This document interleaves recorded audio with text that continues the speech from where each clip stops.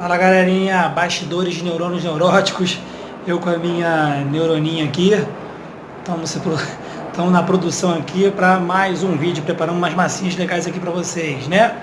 Fala aí, filhinha, daqui a pouquinho, guarde aí.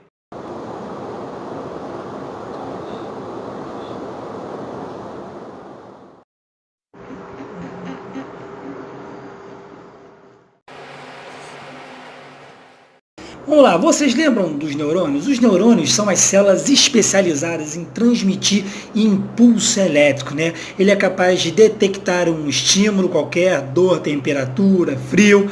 Nós temos, além do neurônio, né, as células da glia, que fazem parte do microambiente do sistema nervoso. Elas estão ali para auxiliar o neurônio, né, na transmissão sináptica, na alimentação, na formação de proteínas envoltórias. Então eu vou apresentar para vocês agora um pouquinho das células da glia que eu fiz em maquete, em massinha, com a minha querida filha Yasmin. Vou mostrar aqui para vocês agora. Se liga, hein? Vamos lá então, galerinha, dar explanada aqui para vocês, ó. Fiz essa maquete aqui com muito carinho e amor, né? Tem massinha, tem até esse negócio aqui de comer. Como é que é o nome disso aqui, filha? Marshmallow, olha que beleza. Tem tudo isso aí para mostrar para vocês. Então vamos lá. As células da glia, elas compõem, na verdade, 50% do volume do sistema nervoso central. É isso aí. Ela tem esse nome, células da glia, porque ela vem de glu, cola. Antigamente, os microscopistas acreditavam que essas células eram o tecido conjuntivo que dá sustentação às células. E aí foram descobrindo que elas tinham diferentes formatos e, de repente, foram percebendo que cada uma tinha uma função dentro do sistema nervoso. Então, elas são células de suporte do sistema nervoso. Bem, um tumor nessas células a gente chama de glioma. Esses tumores são muito perigosos, né? São muito malignos e podem levar o indivíduo à morte rapidamente. Bem, eu vou apresentar para vocês então algumas células da glia aqui. As células ependimárias, eu queria falar para vocês que dentro da cabeça de vocês, vocês têm umas estruturas, né, ocas, chamadas de ventrículos encefálicos. E isso são mais ou menos uns três ventrículos que você tem dentro do seu cérebro, né? Totalizando 4, porque um está lá no tronco encefálico. Mas dentro aí da sua cacholeta, do telencéfalo e do diencéfalo, vocês têm os ventrículos encefálicos. E esses ventrículos encefálicos, eles são revestidos por essas células ependimárias aqui.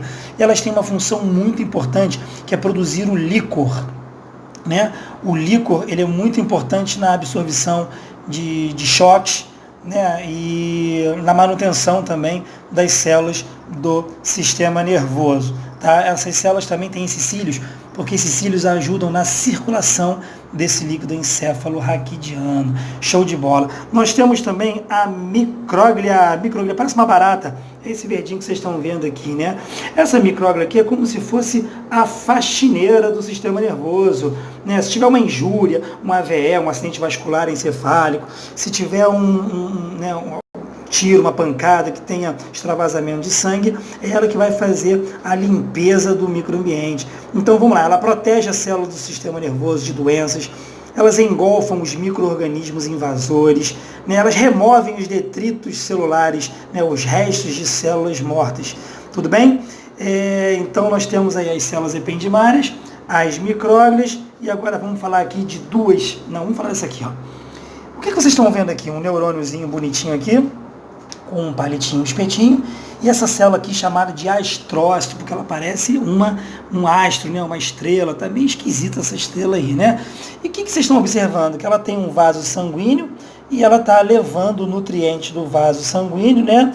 O açúcar, a glicose, a remoção dos gases, fazendo a troca do vaso com os neurônios.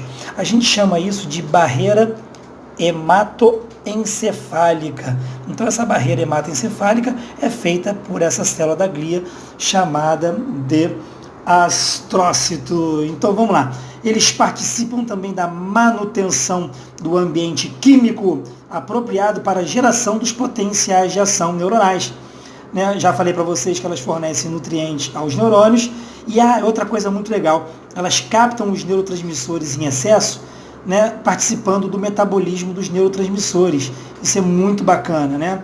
O poder que essa célulazinha aqui tem. Beleza? nós temos agora duas células que fazem a mesma coisa.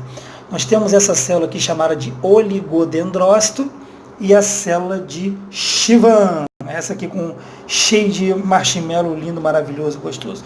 O que elas fazem? Elas produzem a bainha de mielina. A bainha de mielina é essa proteína que envolve todo o axônio. Tem neurônios que não têm bainha de mielina, que são chamados de amielinizado, neurônio amielinizado, e tem neurônios que são revestidos por bainhas de mielina.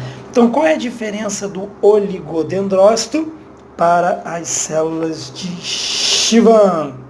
Bem, o oligodendrócito ele está presente no sistema nervoso central. A célula de Schwann ela está localizada no sistema nervoso periférico.